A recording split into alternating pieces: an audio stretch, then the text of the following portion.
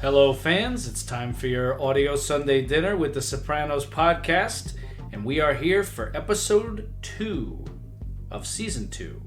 Non ti scordar di me, or Don't Forget Me in English. When the last one dies, it signals the beginning of the last stretch for us.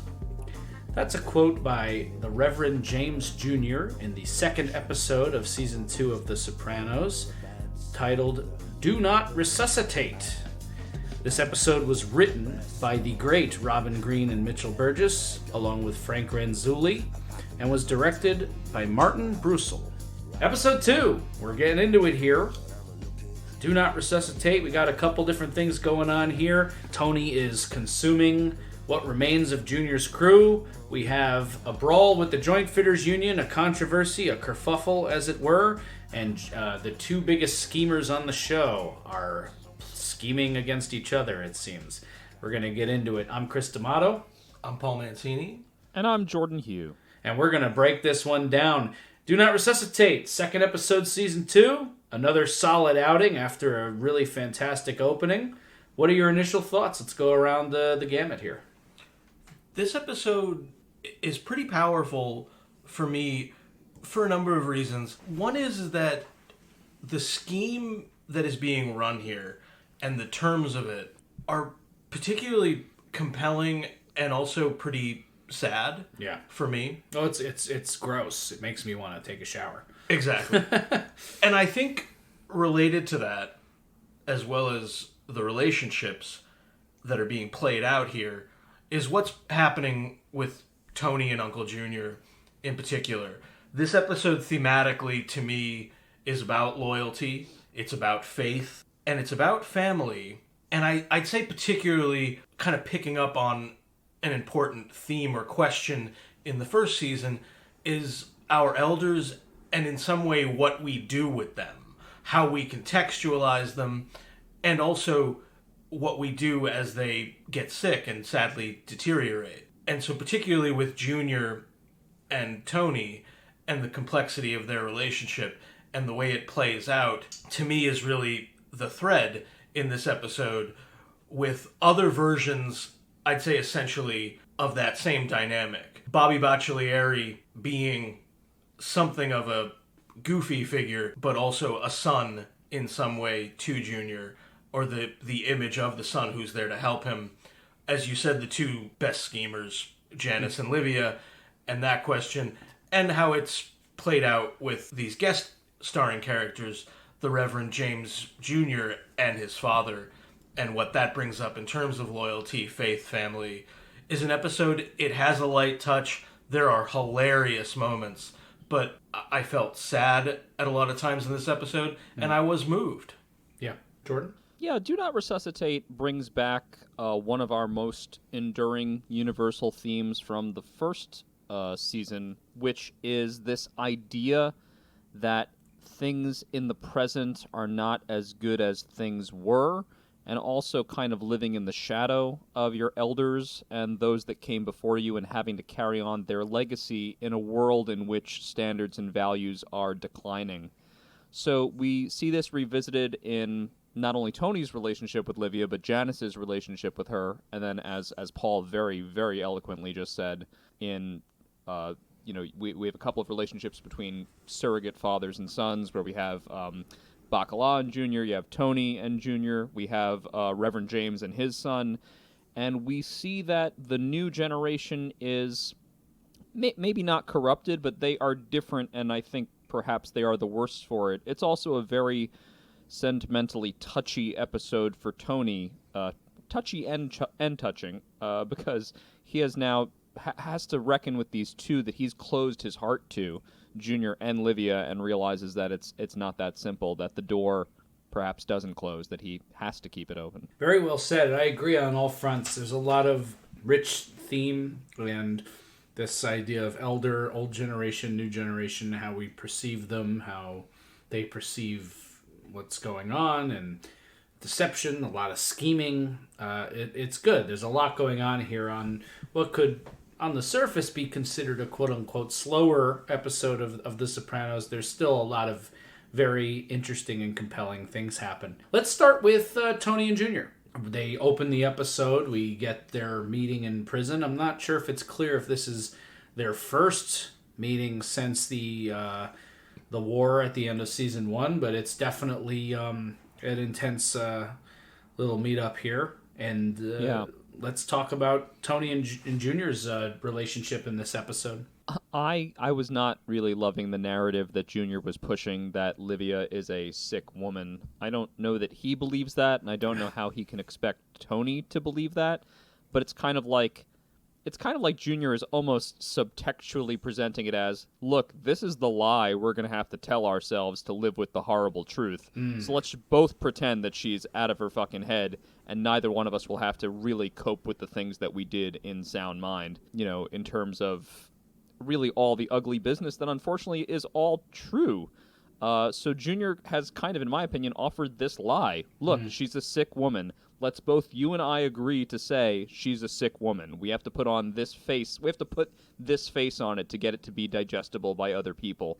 And Tony initially is not going for it. Absolutely. That's 100% correct. And it's kind of illustrated in these two scenes Tony has with Junior, where he meets him in prison and they kind of get started on that, but they can't really say too much because of the setting, and these motherless fucks record everything. Use of the word motherless is very appropriate to Junior, but it's also no coincidence in an episode where Tony says she's dead to me about his own mother maybe 4 or 5 times.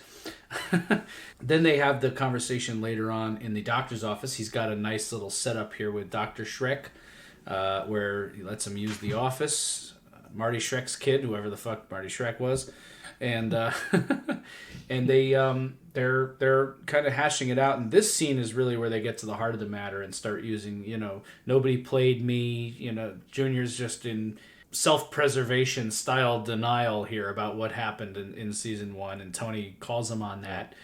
And then Junior brings it back home, these rumors floating around about you. And so what do you think of all this, Paul?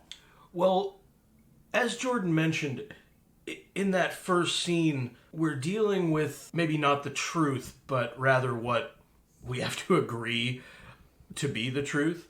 And it also sets up nicely right away that loyalty is a complicated thing, as is trust in this world, because these characters certainly don't trust each other anymore.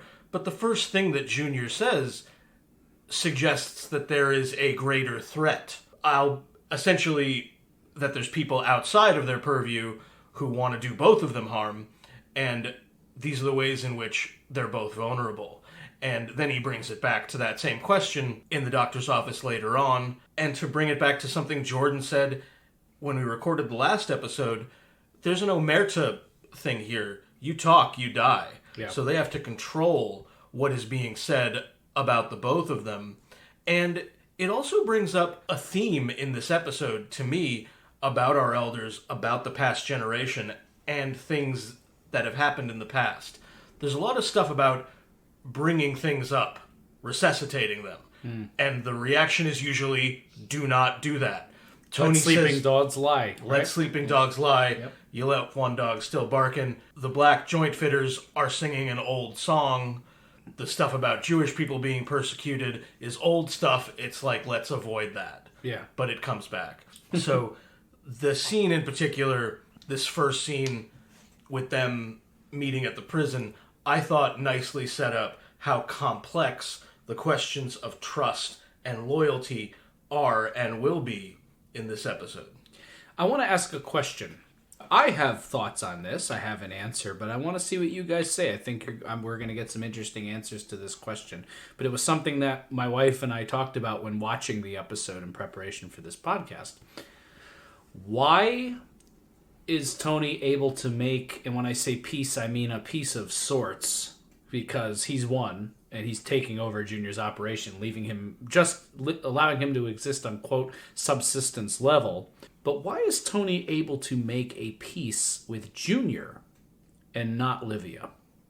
Oh, I think it might just be something visceral there. I mean, Junior is an important man in his life. That's his uncle and in some ways a surrogate father, but Livia is his mother. How do you ever get over your own mother attempting to have you killed? I think it's so painful for him to even think about. He must just pretend that she is dead. I don't really know that he's forgiven Junior. I think the piece that gets brokered here is a lot to do with that he needs Junior to still at least appear as if he is the boss of the family and still be a kind of a lightning rod. Yes. But I'm going to go back on the thing I literally just said. We see that Tony is so wounded in this situation and so weak that ultimately he's going to leave a little bit of an opening for Junior and I think for Livia by the end of this episode.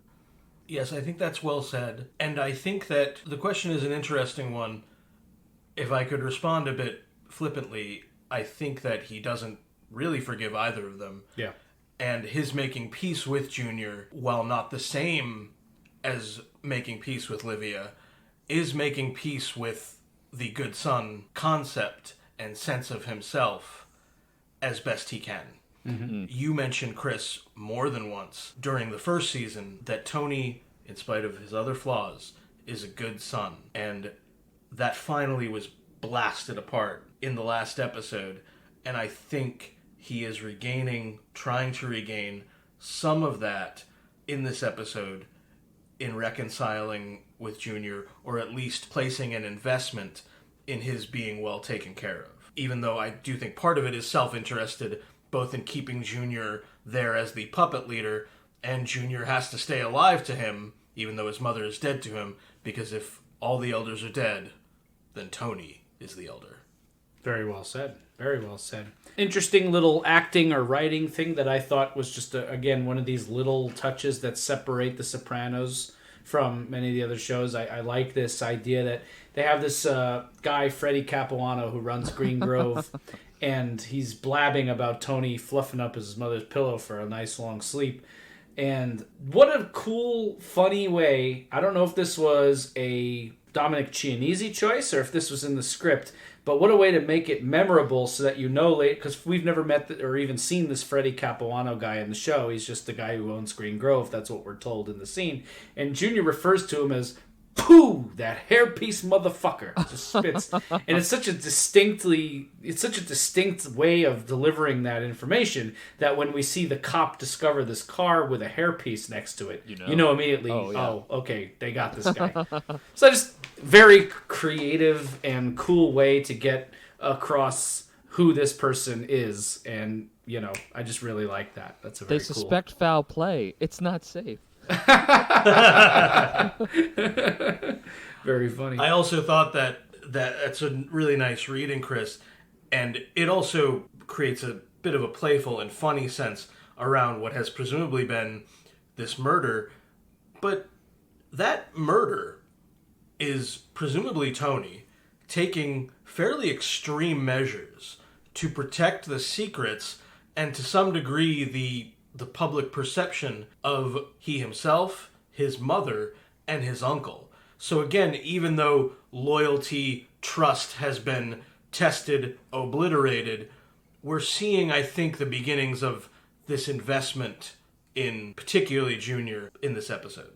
And when you were saying that, I'm reminded of one of the other plot lines in this episode, the secrets and that we ultimately come to find out about the Reverend Junior versus the Reverend Senior. And the Reverend Junior must be doing quite a bit of reputation management of his own to stay in good standing with his father. I really like this scene, to kind of dip into that story for a moment. I really like, and we'll get into it from the top down, but I really like this scene when Tony goes to see the Reverend James Sr. I just think it's a well-written scene. It's very interesting. Yep. A lot of great lines there. Only shit in the Bible came out of Moses' ass Pharaoh's ass when Moses parted the Red Sea. Great line. And Tony's just kind of getting a sense of this guy, and he's pure. He believes this stuff. He's not in it for anything other than the legitimacy of the cause. He's kind of the face of this, but beneath that is the corruption of the son and the Reverend Junior, and how he is completely exploiting this cause, his father's image, and this unfortunate racial dynamic within the Joint Fitters Union for his own personal gain and these no-show jobs. For those of you out there, by the way, who don't have any experience with the mob, what that is a no-show job is a job that the mob is able to get paid for, a position on the payroll for a job that doesn't actually exist. Essentially means you're getting paid to do nothing by the union. So that's what that's all about. So, and that's the currency that they're playing with here. But yeah, let's talk about this Massarone Construction joint fitters storyline, because it's kind of a middle thread for all of these other plots. So Massarone could be, it could be any number of businesses in the tri-state area that have similar names and have a similar way of operating. This is still true 20 years later. These are businesses predominantly run by Italian-American families that have a lot of white employees. We're still having a struggle with some issues of equality there. They refer to the old song of the black population in New Jersey trying to get union jobs and to get union wages, union rights, and feeling like they've been kind of cut out of all that. And Chris, as you nicely illustrated, we come to find out that their cause is being sort of undercut by the Reverend James Jr., who basically is in on the whole scheme with Tony. And yeah, there's a seediness to that. There's also that scene was really complicated for me because there was almost a little bit of a pleasure in seeing it. That's not to say that I was happy that this was happening. That's to say that I was happy that the younger generation could see eye to eye where perhaps Tony would not have been able to see eye to eye with the Reverend James Sr. He merely had respect for that man, and it was a polite, respectful encounter, but he realized this is not the way things are anymore. Reverend James Jr. says, how do you think my people would feel if they knew I was lining my pockets with their blood, which is quite a line, and I wonder if Tony ever feels that way about the people that he exploits. I think we're supposed to take these two as parallel characters. It's a very interesting scene later on, not just because it's a reveal scene, and for those of you, for those watching who may not have seen that twist coming, that the Reverend Jr. is in on it, and it's all just a big scam to line their pockets with Jack Mazzarone's money and these no-show jobs, but that these are two kind of parallel characters in their own universe, and they're kind of, in a very twisted reverse way, they're working together as a black man and a white man in New Jersey, making money with each other while exploiting the lack of that at the lower levels. It's just kind of an interesting dynamic there.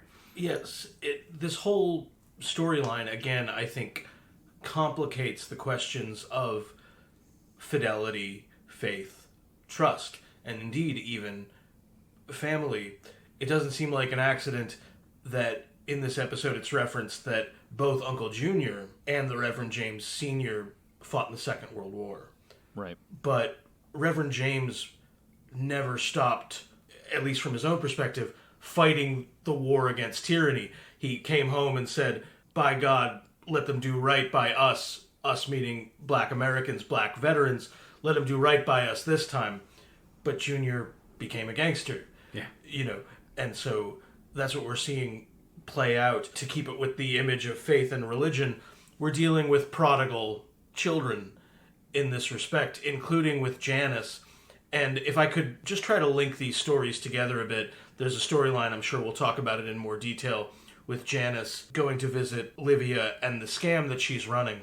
And it reminded me of Down Neck in season 1. When we discussed that episode, AJ going to see the grandmother, Jordan mentioned that perhaps even Livia's dark instincts serve her well, because she seems to know, perhaps even before Tony does, that he's going to therapy because of who his parents were, right? Particularly who his mother is. And in this episode, sure enough, I think Livia knows even before Janice knows that Janice wants her house. Yeah. That Janice, part of her, wants her dead. And that's her dark instinct ferreting out what her prodigal child scam is. The Reverend James Sr.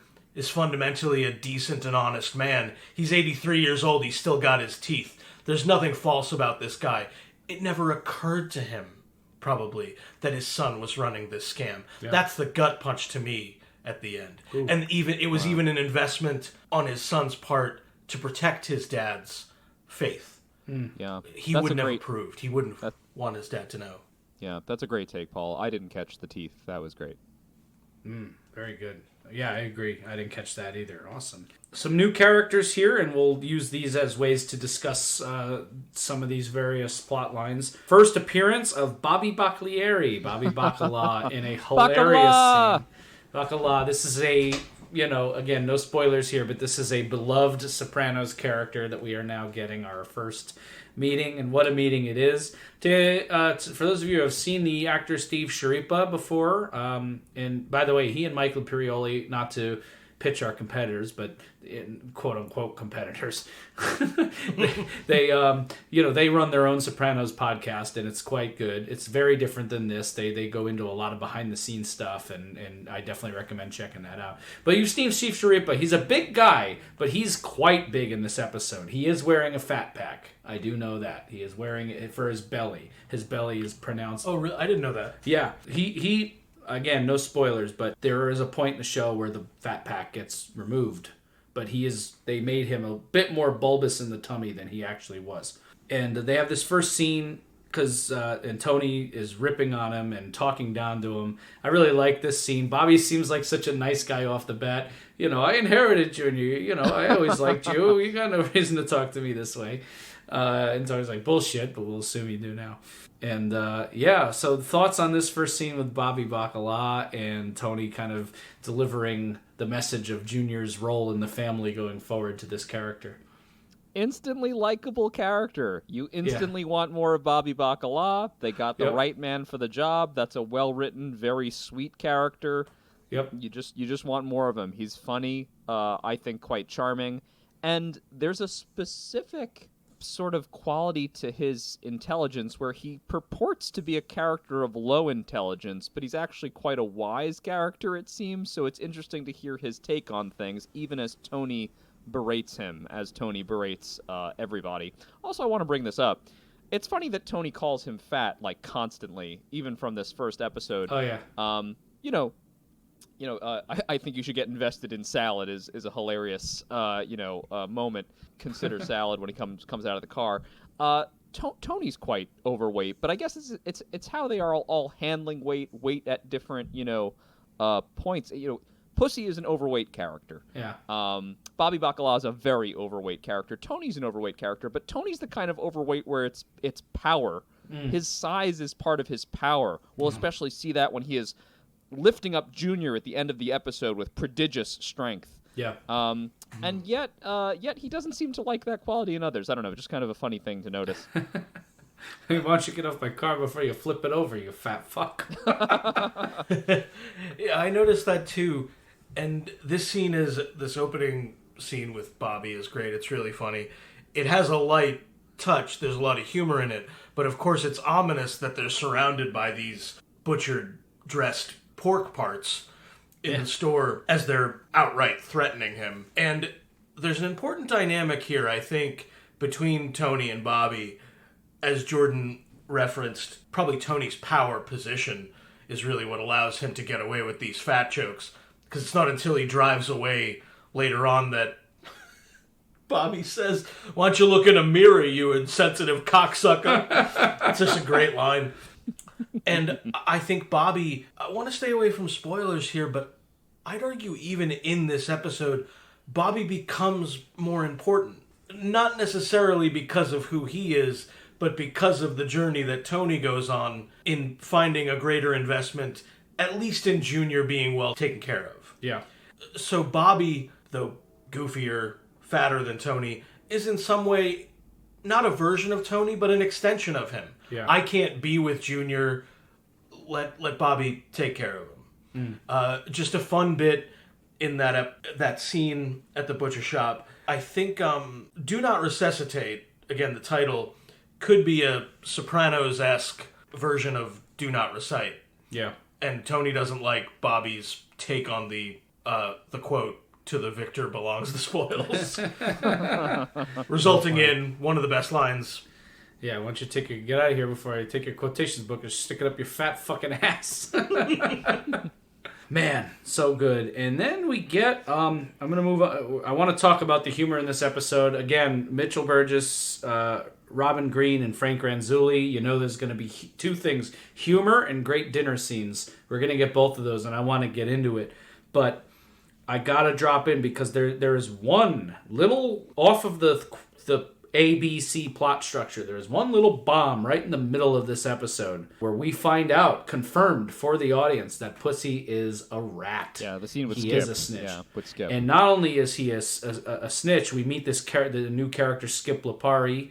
He's an FBI agent, and he's not like a tip. At first glance, you don't think, oh, that guy's a Fed, but I guess that's kind of the point, isn't it? He looks like this fat, wise guy from Jersey. So he looks like he could be an underling. Right. When he picks him up from the chiropractor's office, maybe that's deliberate. Right. Yeah. And so I've watched this with people who are confused at first, like, wait, that's a Fed? Oh, yeah, but he's if he gets spotted somewhere with Pussy, it's not like, oh, yeah, that's a Fed, you know? So that's part of why this character was cast in this role, and this actor in particular. And, man, this is a rough scene if you were rooting for Pussy to not be a rat. I think, oof. And not only is he a rat, but he says the line to Pussy, "You've been on our tit since '98." Now, there is an important thing to note here. Pussy is also lying to the feds. He says, "I haven't met with Tony yet," and so we instantly are like, "Oh, he's a rat," and then, "Oh, he's also getting into a web of lies with the feds." So Pussy, in just this one scene, is in a really bad spot. Thoughts on this? Yeah, well, Skip has the number. He just doesn't know exactly how right he is. You know, he says we've had it before where someone thinks they can play both sides against the middle. Yeah. So he knows what Pussy could potentially be up to. He just doesn't know that Pussy has already spoken with Tony and is in fact already up to it. This unfortunately makes Pussy a more endearing character. He would be so easy to write off if we knew he was just fucking Tony completely over, but because we see the struggle, because we see him trying to play the feds and play Tony at the same time, we think maybe he could come out of this and figure out some way to get the feds off his back. We just don't know. You know, it's going to make it more intriguing for us going forward because he has to fight on both fronts. Yeah. This sequence is very interesting. It's, again, got something of a light touch. Big Pussy being dazed as he comes out of this surgical procedure is fun. We'll buzz you, honey, buzz, all that stuff. Yeah. And also just, again, this episode about loyalty, fidelity, these big Shakespearean kind of moments of betrayal and alliance are being played out in these oddball New Jersey chiropractor's offices or in somebody's Cadillac driving through a little township or along the turnpike. And also, as you mentioned, Chris, this is incredibly complicated.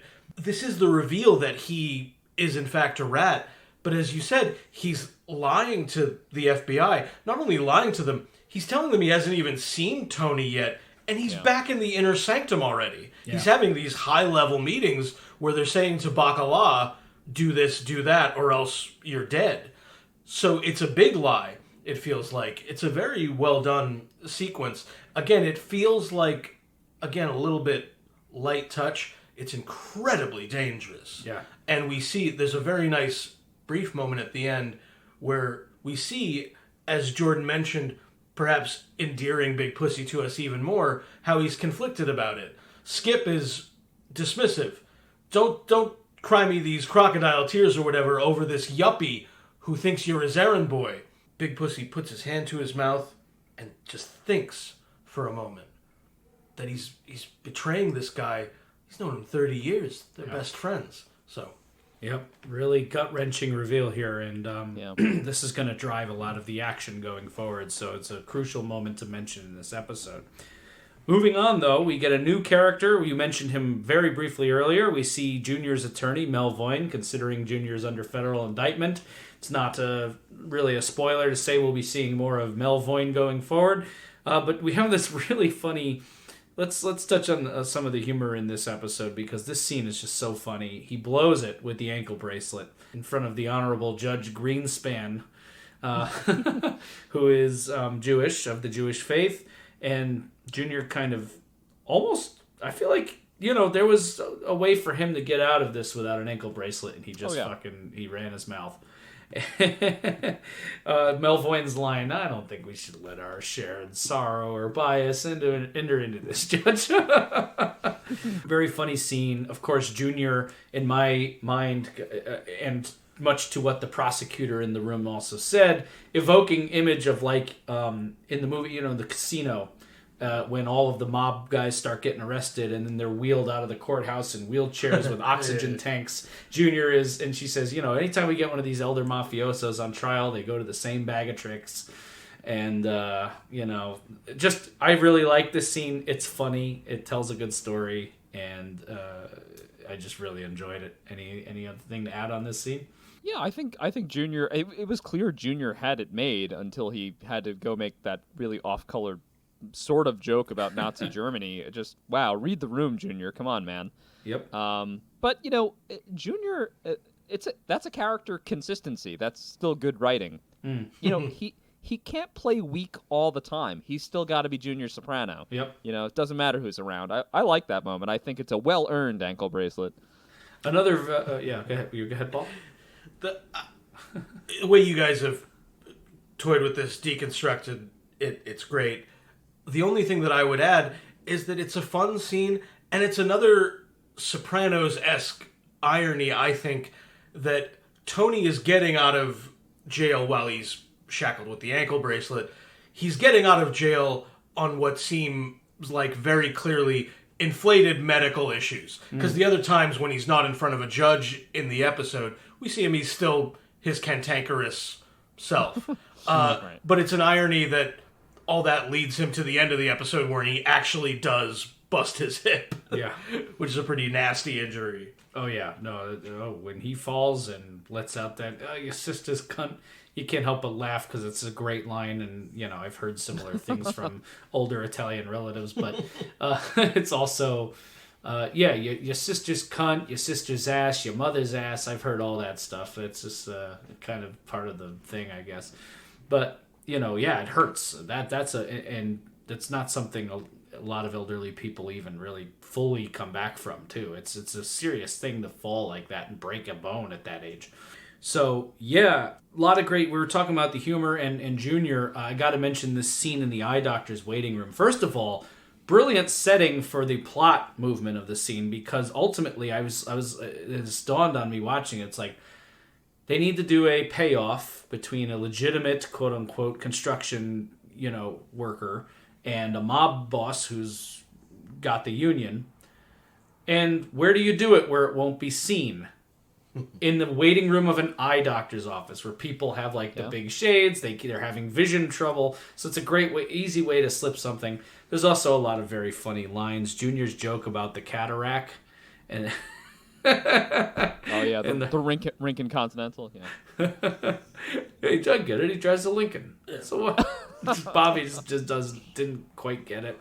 Right at the top of the scene, Junior turns to Bobby and I think he says, "Did you see me on TV?" Yeah. And Bobby says, "You were on TV? What show?" As if he did a cameo on Third Rock from the Sun. He says, "What show?" And Junior says, "The 6 o'clock news." He says, "Oh yeah." It's so funny. Yeah, no, it's a very funny scene. He has a nice, I've heard my grandfather before he passed have conversations like Junior had with the other guy in the waiting room, about getting old and glasses in the frames. Just what a country, good stuff. Good stuff. Well, the Sopranos is unique too in exploring, it's exploring aging as much as it explores anything else. For Junior and for Livia being our central characters there, these in some ways, maybe I'm being too dramatic, are people that weren't meant to get older. Junior probably would have been much happier being, gunned down in some kind of firefight. Having to suffer the indignity of old age does not jive well with someone who has so much dignity stored up inside them. Very well said. I like that a lot. We talked about it at length, so I'm just going to touch down on it here as we move through the episode, but we get this scene in the hospital room. Another funny line. If I'd known you were going to get out so fast in this medical shit, I never would have talked to that calzone with the legs about Bobby, another fat joke. There's nothing in the food world more Calzone with legs. Yeah. It's so good. It is very good. There's nothing in the food world more fattening in my mind than a fucking calzone. So the idea of just this big, it's great imagery, great use of food. We get this great dinner scene. Let's start dipping a little bit into this whole other thread we've barely touched on, which is Livia and Janice. Yeah. So leading up to this starts with them visiting. First of all, again, Livia cannot accept food at any point. Can you get me some ice? I mean, they can't expect me to eat this tapioca. Yeah. And then, by the way, this tapioca that she hates and can't abide is offered to Janice immediately upon entering the room. Have some of my tapioca. Yeah, important to know, Chris. She ultimately gets that strawberry ice cream that she requests and then doesn't eat it. Yeah. So there is something up with food in Livia. That's a big thing. Yeah. Oh yeah. And we didn't mention this in the last episode, I don't think, but in the very first episode of season 2, I think Meadow is feeding her soup, and she just pushes it away and says, "Let me die." Classic Livia. Classic. So we are seeing, once again, we're getting to know Janice a little better. She has a great scene with Tony in the driveway when what's he doing? Watering the driveway? I guess I've never had he's washing the driveway, I guess. I don't fucking know. My driveway is horrible, but I feel like just running a hose on it wouldn't help. But maybe because his is on a big slope, he can kind of push leaves down the hill with I don't know. That's not something I've done. I think that's a Carmela thing. I think she's like, Tony, go wash the driveway, and he's just learned to not fight it. I don't know. Yeah, maybe she doesn't want him to smoke cigars in the house, so she tells him to go do an outdoor activity, go clean the yard or something. And I love when Tony is like, "I'm selling Ma's house," and because he's like he pitched such a fit in the last episode about her ripping up that real estate sign, and then she says to him what is obvious, which is, "You're so left-brained. The house is still for sale." It's a great line, especially from this character, and. She is. What's funny too is she is gaming him. She's just like completely playing it innocent and trying to work him. And we go back and we get this dinner scene a little bit later on. She starts mentioning Livia to Tony at the dinner table. He doesn't want to hear it. She's being very annoying. Keeps bringing it up while sitting in Livia's old seat. That's also. That's a great fucking point. That is not an accident. No, absolutely. No, and I actually wrote down as I was watching that dinner scene, I was like, Tony's not the only one that learned tricks from Livia. Janice definitely manipulates in almost exactly the same way. She knows which buttons to push. She knows how to make you feel guilty, make you feel bad, learn information in an oblique fashion, manipulate the children, which she does to Meadow throughout the episode, pumping them for information, finding out what they can. These are all Livia's tactics. Janice has also learned the worst from her mother. Very true. And she's employing it expertly, and that's what makes... I wrote later on, we'll get to this scene, I'm sure, in detail, but the last scene they have in this episode, I wrote, wow, this scene is fucking nutty for a lot of different reasons. The way it's shot, the way it's written, but we'll get there. And so the next beat of this storyline is that Meadow and Janice are driving. Meadow got her driver's license. Two bits of information that are going to come into play later. Meadow has her driver's license. And AJ is doing a report on DNA, which seems like it's a little bit of a throwaway here, but that's going to come back into play much later. Genetics, baby. Genetics. Yep. Comes back to genetics. Oh, yeah. Very good tie-in. By the way, poor Hunter with the eating disorder upstairs. I don't know. I guess that was kind of a throwaway, but she's in the hospital, too. Yeah. Yep. Absolutely. Yep. And Meadow, I love that. The whole thing about trust, and so many... Meadow's like, God, the trust in this family, whatever. And... everybody's lying and scheming and plotting. Even Meadow schemed to, of course she'll let us drive to see Grandma, but she's going to visit Hunter, Yeah. And AJ gets stuck with Livia in a hilarious scene. So Janice is working Meadow here to try to get information out of her. Because she's been around. Janice hasn't been around for a while. And she mentions that Mario lasagna guy, and Janice, Mario Alonso, yeah. And Janice says, I used to hate that shit. All the old music that Janice, Livia would like. And then the very next time we see Janice, she's listening to that opera, and is just smiling. And Pavarotti, yeah. Pavarotti, and that's how we got our episode title this week. Yeah. Would you like to talk about that, Jordan? Yeah, this song, "Do Not Forget Me." I mean, this ties directly to the themes this week in terms of remembrance, of not forgetting the older generation, also not forgetting about their values, but it's also about reconnection. In not forgetting, Tony can't forget Livia. Janice cannot forget the way things were. It's this song that's reconnecting you with your past, and it's kind of the underscoring for the whole episode in a way. There is this longing for something that was lost. At one point, Livia has offered Meadow a piece of jewelry, so this way you'll remember me. This idea of the legacy moving forward is clearly very important. And remember, Janice is playing this song to associate, to have Livia associate with the past in which she used to enjoy music so much, and it used to tie into things they used to do together as a family. So there's all of that going on. I was pretty moved by that moment, even as dysfunctional as Livia can be. I think because of what you just mentioned, Jordan, that connection to the past. My parents are now at about 70 years old, and I often find that connecting them to things in their past is a powerful way to make memories with them, to talk about things that happened years ago and bring them back to an association with their youth. In a much less serious way, that's kind of what we're doing with the podcast, is discussing this thing that was, it's 20 years old at this point. Yeah. It has a lot of nostalgia for us as well. It does. It has nostalgia. It has meaning. I guess what ultimately pollutes this is that Livia, again, to reference something that Jordan mentioned about Downneck, even in her disordered sensibility, she seems like in a particularly qualified position to call out Janice for what she is actually up to. You don't fool me, she says, in the climactic scene of their storyline. Yeah. Yeah. Calling her out for why she's really here. Very well said. I agree. And can't really add much more to that. I very well said, Paul. The next beat, we see Janice smoking weed while driving. Which I don't think you can do, even in Jersey in 2020. I wrote pot, good. Pot while driving, bad. Yeah. That's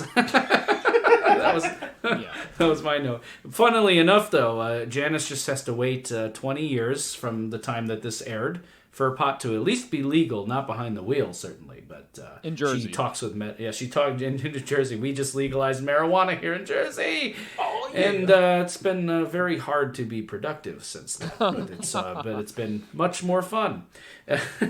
But it's a funny juxtaposition, not just because the style of music that she's listening to is so radically different from what we were just hearing in the hospital room. But it's also no coincidence that the song is Mother and Child Reunion. Oh, yeah. As she's kind of celebrating what she perceives as a victory in her game on Livia. The lyrics are, "Oh, little darling of mine, I can't for the life of me remember a Saturday." In the course of a lifetime run. Just a fun little moment there, little glimpse of Janice and her mindset going in. But Livia is not to be underestimated, because AJ shows up at the hospital, and in very AJ fashion, much in an almost an exact mirror of how he spilled the beans about the therapy in season 1, spills the beans. Yep. First of all, very funny scene. She's admonishing Emerald Lagasse. He didn't even wash his hands. Makes AJ eat these Italian candies that he doesn't have any interest in. Go ahead, take one. After he says, I don't like those Italian candies. Oh man, it's just so fucking funny. And but yeah, he spills the beans about the DNR because she almost chokes on this cookie in an earlier scene, and the nurse has a conversation, and you can see the light bulb go off for Janice about the DNR. Yeah. And by the way, what a particularly low moment for AJ. I've never seen AJ stupider, I don't think, ever on the show than confusing DNA with DNR. does that help you breathe? Oh my God, just I can't. He's not a smart kid. It's unfortunate. Oh, that was unusually stupid, though. I whatever. Like, my God, AJ, come on, man. Well, and it's another interesting example of, I'd say, a Sopranos-esque quality, impulsivity, driving behavior, and driving plot. First of all, Tony, seemingly out of pure frustration, has essentially given up on the gambit that he's run for an episode and a half. Take the house.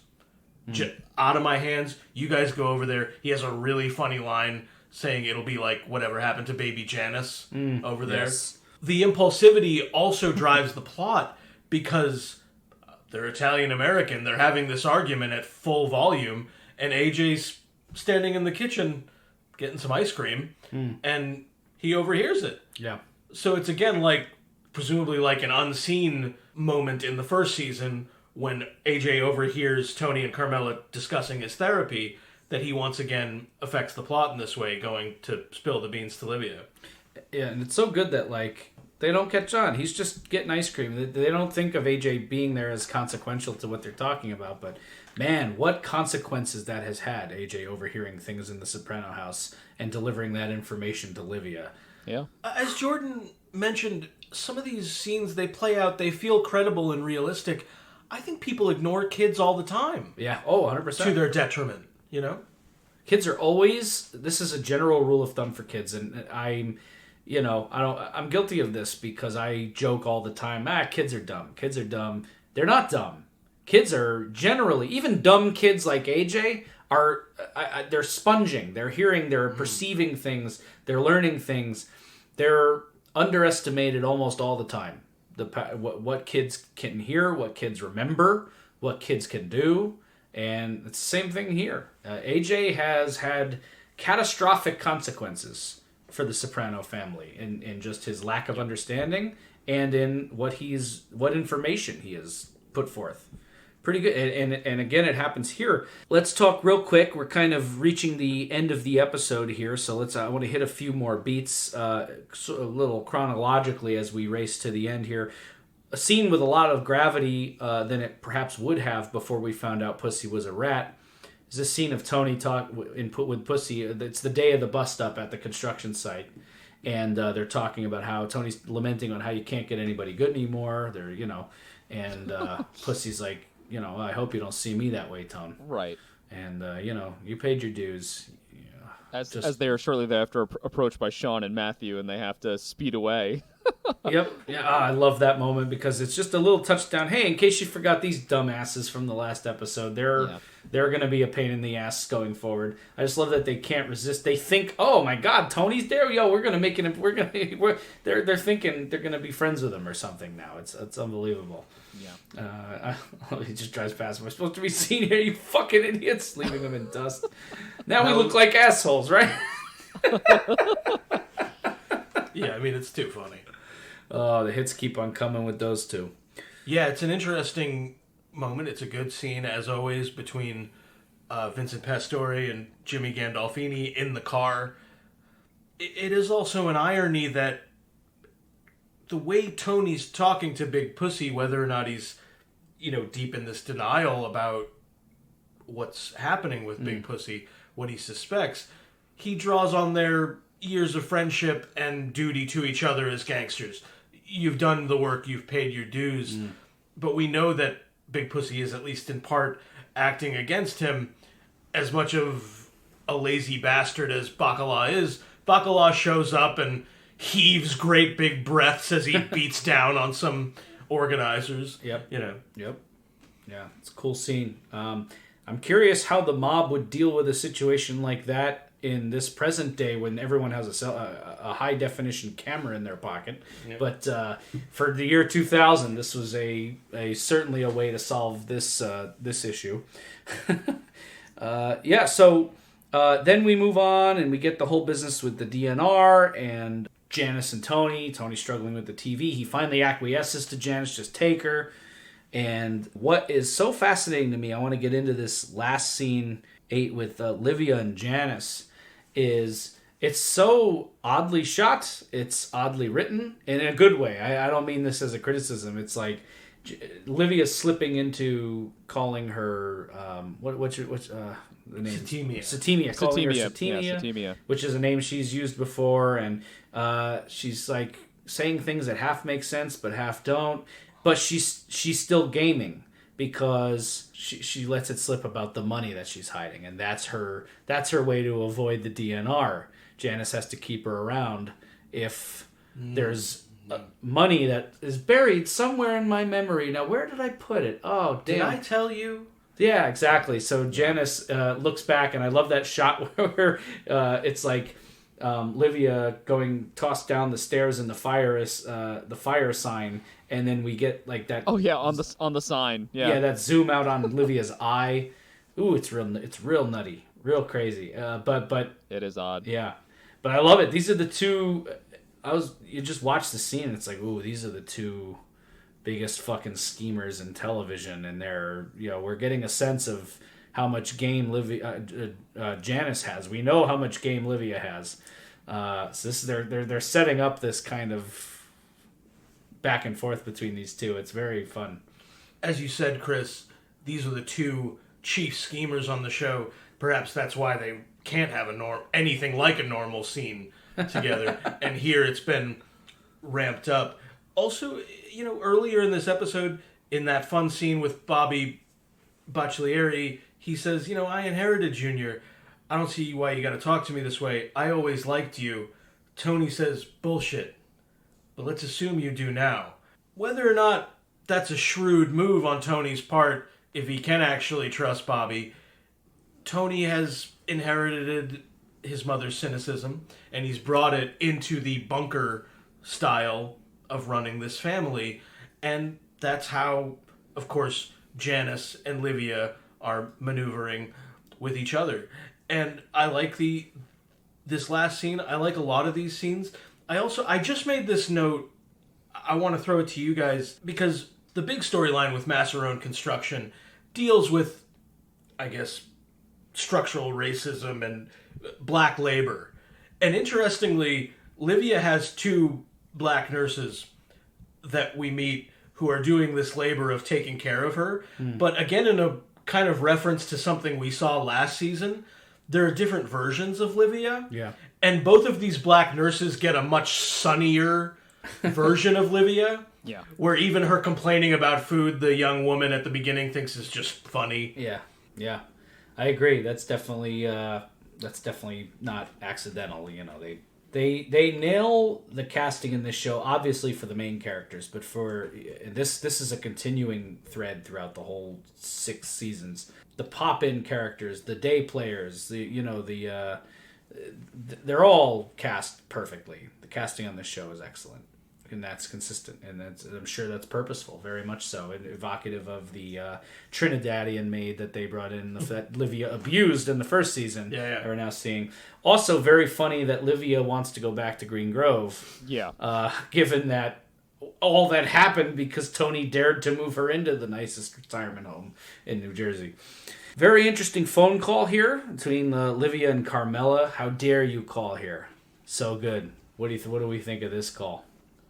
I think I question why the phone call is made. I guess we are to take it that Livia is going to work against Janice in the same way that she has worked against Tony in the past. Mm-hmm. It actually ends up that Janice and Tony become parallel characters in that moment. Carmela, I wish Carmela hadn't hung up the phone. It's a very compelling conversation. I wanted to hear the rest. Mm-hmm. Telling her that Janice is a snake in the grass. I mean, yeah, it's put Carmela on alert, even though she doesn't want to have that conversation. I don't know what business Livia thinks she has in calling Carmela. I don't know. I have a theory. But I love what Carmela has to say to her, which is, your kids are all unhappy, and Janice has no work ethic. It's like laying it out. And, Livia going into, of course, her pity routine. I did a pretty good job, and... with 2 of them.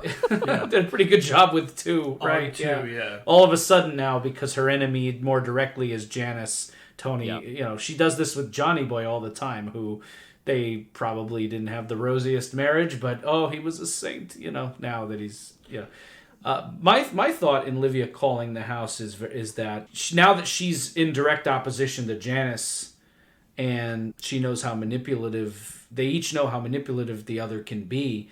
If she can stir the pot and make Tony adversarial to Janice, then that's, I think, her aim. I think her aim is to get to Tony through Carmela to kind of maybe get to Janice on the back end. That's one theory, but I don't know. Paul, any thoughts on all of this? All interesting questions. I don't know for sure, and as Jordan mentioned, it kind of gets cut off because Carmela hangs up the phone. But again, I had this sense right at the beginning of the episode that we're dealing with trust and loyalty and its various complications here. And it seemed to me what was one of the things anyway that was important about this scene was that in spite of the perfectly understandable reasons that Carmela doesn't even want to hear Livia speak, wouldn't Carmela, Tony, and other characters be wise to listen to Livia when she says that Janice is a snake in the grass? Don't trust her. Yeah. The problem is that Livia has, of course, demonstrated the same qualities. Yeah. So Yeah. that's what brings us to that sad moment. And of course, Junior's fallen in the shower, and then we get this last scene, which is very touching, I think, especially after all that's come. Well, we get the last scene with the Reverend, of course, where we get we talked at length about that earlier in the episode, but we get that last scene with the Reverend, and then we get this closing scene with Junior, where Tony is concerned about him, and he seems to kind of slip out for a second, and we end the episode with Junior pleading with Tony to make peace with your mother. Please, don't let me go to my grave with this guilt. And Tony telling him, you're not going anywhere, you old fuck, and picks him up and carries him out into the shadow. I love how it's very... I loved it. Yeah, it's so good. It's very theatrical and kind of old film style to that. There's just this drop off of light, and he just carries Junior, and there's you can't see anything beyond the sidewalk, and just carries him into the darkness while the music plays. It's a really beautiful ending. Thoughts on the ending? And then if you want to go into any final thoughts on this episode as a whole, do not resuscitate anything we haven't talked about. Feel free. So just in commenting on that final scene, it's so moving on the surface level, just exactly what it is. Junior needs Tony's help physically and emotionally in that moment, and Junior is contemplating his mortality, and the thing he realizes that's most important to him on the way out is that this bridge between Livia and Tony is put back together. So moving. And the physical act of lifting up Junior in that moment is so moving. A character that is so dignified and so badly doesn't want to be reliant on the help of others. And Tony telling him it's okay after all they've been through, after Junior trying to kill him. It just reminds us that there's something elemental under there, and that family roots can go deeper even than betrayal. It's really some amazing stuff. Also, on a symbolic level, Tony literally carrying Junior, it's like he's literally carrying the legacy of his family, right? The Reverend James Jr. has just had to bury his father. In some ways, Tony is, bearing his own father in his arms. There's a lot. It's so loaded. It's very beautiful. To that point, Jordan, and then I want to go to Paul. It struck me, maybe this is something I'm reading in that isn't there, but one thought I had is that Tony kind of carrying the older generation with him and having the strength to shoulder that, while the rat of our show had just had back surgery and his back went out. He's lost his spine. I think that's very deliberate. Very good. Very good. I think that's a great pickup. Yeah. And to pick up on what you guys just laid out, I completely agree. It was and remains very moving to me as an ending. But as always on The Sopranos, it's richly complex. The setup for this last scene is, as we've talked about, going to that brownstone where they're having a memorial for the Reverend James Sr., and Tony and the Reverend James Jr. take a little walk. The son, the Reverend Jr., mentions that he's now feeling, quote, like an elder. The pull quote that we chose for the episode, the last of the older generation dying off signals the beginning of the end for us, in effect.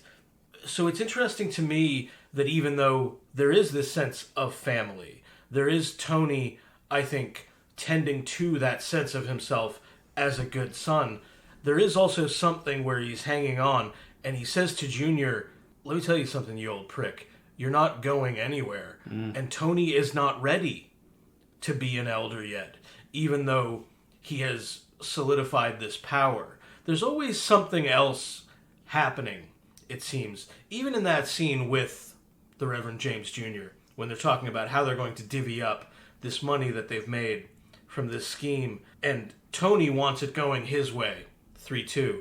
And part of his justification, even in this losing argument, is he says, don't forget, I still got to kick up to Uncle Junior. No, he does not. To the world at large, yes, Junior is still the boss. We know what Tony told Bobby Bocciolieri. Everything else that Junior owns, it's now mine. So these justifications and questions of duty still underneath have more to do with, I think, self-preservation. So that was my reading of the ending. Excellent read, Paul. Very good. Great. Any final thoughts on this episode as a whole? I've got one. There's the scene in which Janice is trying to coerce Livia into living with her, and Livia brings up in front of the nurse, the sort of the social worker there, this idea that at one point when Janice was younger, she sold her new ballet shoes for amphetamines. And I thought it was very funny, of course, but like so many Livia moments, it's also very sad that she will bring up these moments to use as emotional daggers against her children, and she has them at her arsenal anytime she wants to use them. And also it made me sad for Janice, because I was like, oh, that's a little tidbit from your past. You're a really troubled kid, huh? What the fuck was it like growing up in that house, Since we're making fun of Janice at the end here, I do want to just say quickly, she references very shortly what her project is that she's working on. It's a video of some kind, and the title is Lady Kerouac, or Packing for the Highway to a Woman's Self-Esteem.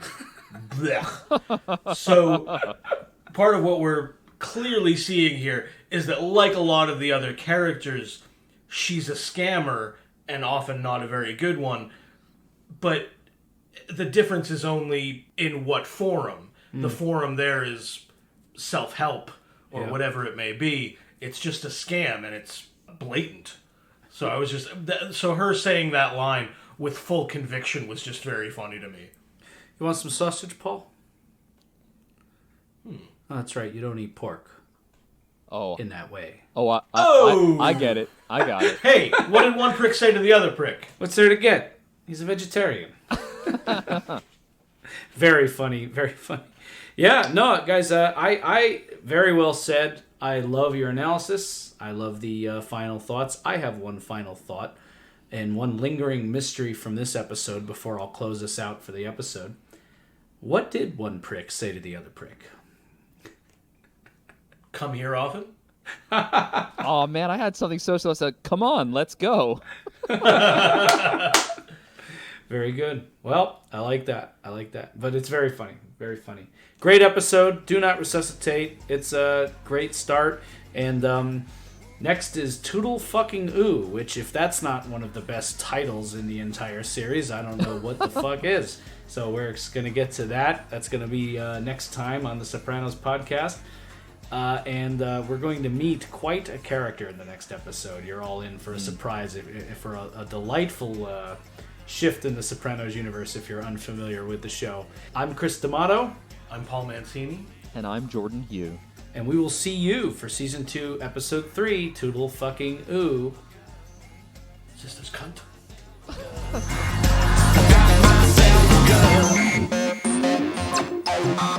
Thank you for listening to the Sopranos podcast. Please subscribe to us on iTunes, Spotify, or Google Podcasts. Like us on social media, Facebook, Twitter, Instagram, The Sopranos Podcast, or Sopranos Podcast just on Twitter. And please give us a 5-star review on iTunes. That's very helpful.